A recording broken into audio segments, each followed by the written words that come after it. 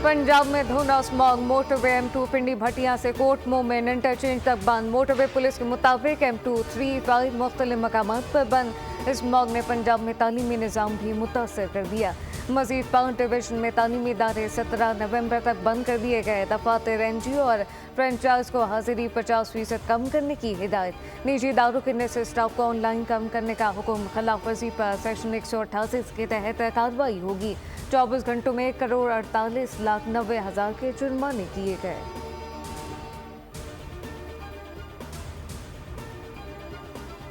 पंजाब में स्मॉग 1,10,00,000 बच्चों के लिए संगीन खतरा करार। अक़वाम मुत्तहिदा के इदारे यूनिसेफ ने खबरदार कर दिया। प्रेस रिलीज में कहा कि लाहौर ने गुज़िश्ता हफ्ते फ़िज़ाई आलूदगी के रिकॉर्ड तोड़ दिए।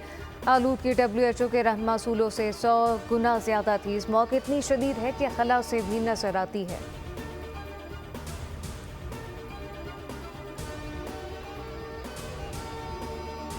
रावलपिंडी में 190 मिलियन पाउंड रेफरेंस केस की समाअत आज अडियाला जेल में होगी। केस की समाअत एहतसाब अदालत के जज नासिर जावेद राना करेंगे। बानी PTI कमरा अदालत में पेश होंगे। बुशरा बीबी समाअत के लिए अडियाला जेल पहुंचेंगी। बानी और बुशरा बीबी 342 के सवालनामे के जवाब अदालत में जमा करवाएंगे।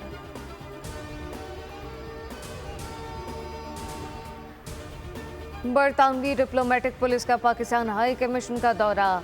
पाकिस्तान हाई कमीशन की गाड़ी पर मुबैना हमले के मामले में पेशरफ साबिक चीफ जस्टिस काजी फाइज ईसा हाई कमीशन की गाड़ी में मौजूद थे। ज़राए का कहना है कि पाकिस्तानी हाई कमीशन लंदन के अफसरान से डिप्लोमेटिक पुलिस के वफ़द ने मुलाकात की। पाकिस्तानी हाई कमीशन के अफसरान ने ब्रीफिंग दी। डिप्लोमेटिक पुलिस ने वाक़े की मुकम्मल तहकीकात की यकीन दहानी कराई।